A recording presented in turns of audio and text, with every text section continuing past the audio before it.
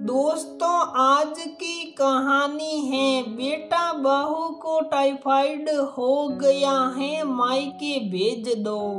दोस्तों, कहानी शुरू करने से पहले अगर आपने हमारे चैनल को सब्सक्राइब नहीं किया है तो सब्सक्राइब कर लीजिए ताकि आपके पास पहुंचे हर नया वीडियो। अरे मिताली, 7 बज रहे हैं, जल्दी उठो, मेरे चाय नाश्ते का प्रबंध करो, नहीं तो मैं ऑफिस के लिए लेट हो जाऊंगा।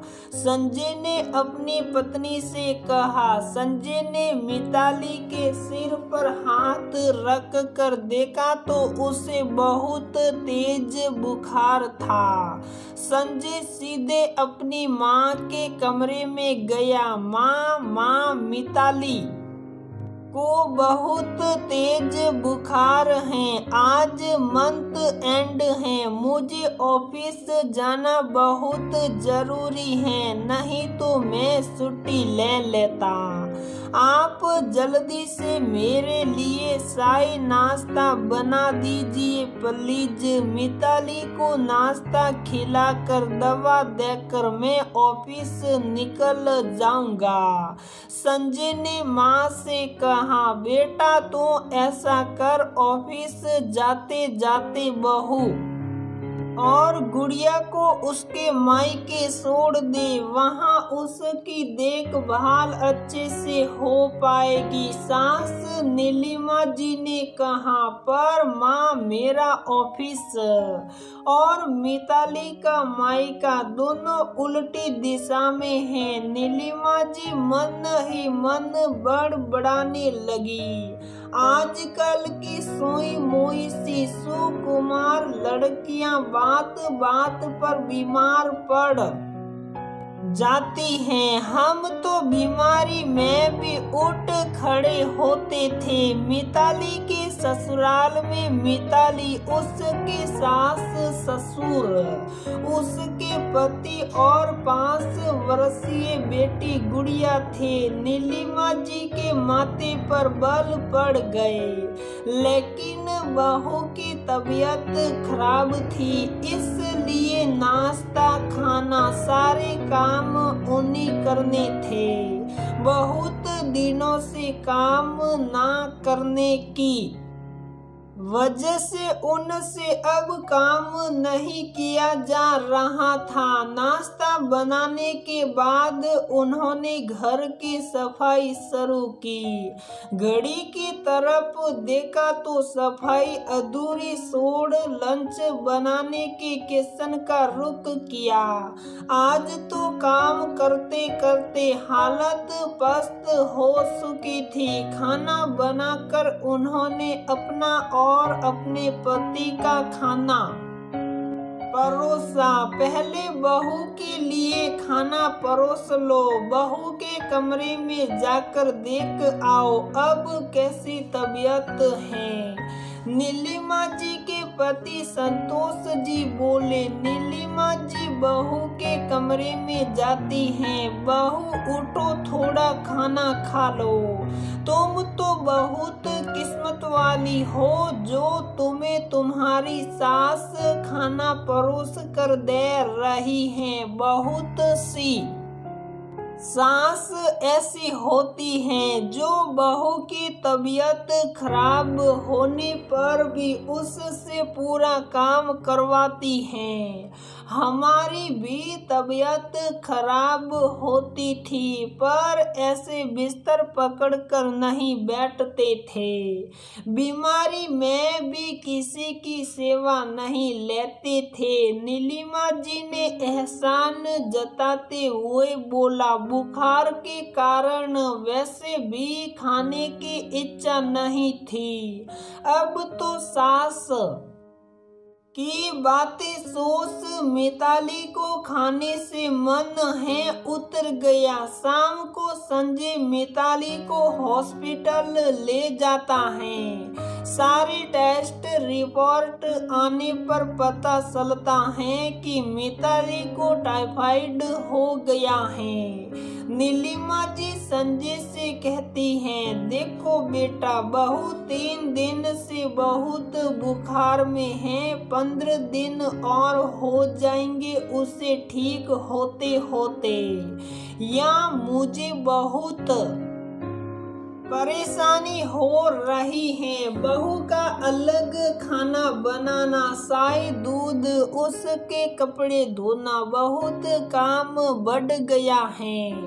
ऐसा करो मिताली और गुड़िया को उसके मायके छोड़ आओ। लेकिन मायके में थी तो उसके मम्मी पापा अकेले ही रहते हैं। उसकी मम्मी भी तो उम्र दराज हो गई है और उसके पापा की पिछले महीने ही बाईपास सर्जरी हुई थी। मिताली और गुड़िया के जाने से उन्हें परेशानी होगी। संजय ने कहा, मुझसे तो नहीं होगी बहू की सेवा। नीलिमा जी ने 2 टूक जवाब दे दिया।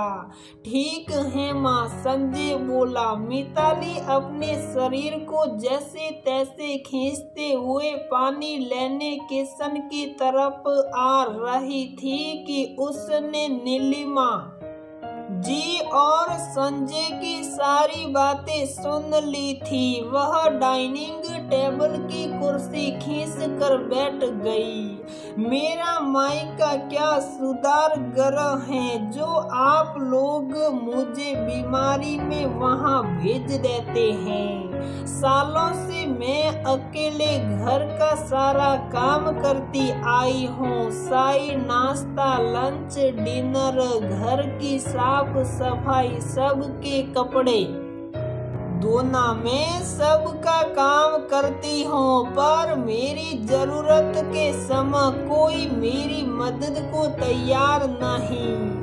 मुझे मायके भेजने की बात की जा रही है। 2 साल पहले जब स्कूटी से गिरने के कारण पैरों में प्लास्टर आ गया था, तब भी आप लोगों ने मुझे मायके भेज दिया था ताकि बहू की सेवा ना करनी पड़े। आप तो सब से कहती फिरती हैं, हमारा सास बहू का नहीं, माँ बेटी का रिश्ता है। बहू अगर स्वस्थ है तो दिन रात ससुराल में रहकर काम करे और बीमार पड़ जाए तो उसे मायके भेज दिया जाए। ये कहाँ का इंसाफ है। वैसे तो आप मुझे मेरे माँ पापा से मिलने 4 दिन के लिए भी जाने नहीं देती। बहू के लिए कुछ करना बोझ क्यों लगता है। मिताली ने अपने पति की ओर देखते हुए कहा, आपकी इतनी कमाई तो है जिससे आप ऐसे समय घरेलू सहायिका का इंतजाम कर सके, जिससे मेरी ससुराल में रहते अच्छे से देखभाल भी हो जाए। और मम्मी जी की मदद। तभी मिताली के ससुर रमाकांत जी आते हैं। अपनी पत्नी नीलिमा जी से कहते हैं, तुम बहू के साथ गलत कर रही हो। बहू साल 6 महीने में बीमार पड़ती हैं, बाकी समय तो वह घर का सारा काम संभालती हैं। तुम्हें घर का कोई काम नहीं करना पड़ता। जब बहू हमारा इतना ध्यान रख सकती हैं, बदले में हमसे कोई उम्मीद भी नहीं रखती। जरूरत पड़ने पर सब एक दूसरे का सहयोग करे, यही तो परिवार है। अगर तुमने जरूरत के समय बहू की देखभाल मदद कर दी तो इसमें एहसान मानने की क्या बात है। भविष्य में बहू ही तो हमारी देखभाल करेगी, ये उसका हमारे प्रति फर्ज होगा। वैसे ही आज जरूरत के समय बहू की देखभाल करना हमारा फर्ज है। फिर नीलिमा जी ने बहू के सिर पर हाथ रखते हुए कहा, बेटा तुम मायके नहीं जाओगी, यही अपने घर में हम सब के साथ रहोगी। तेरे खाने पीने दवाइयों का मैं पूरा ध्यान रखूंगी। बहू भी परिवार की महत्वपूर्ण सदस्य है।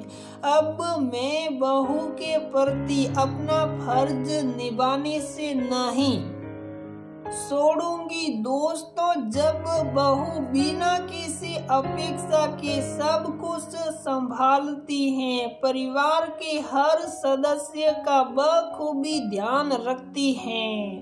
बहू के बीमार पड़ने पर परिवार के हर सदस्य को उसका ध्यान रखना चाहिए, उसे आराम देना चाहिए, ना कि एहसान जताना चाहिए या मायके भेज देना चाहिए। तो दोस्तों, हमारी ये कहानी यहीं पर समाप्त होती है।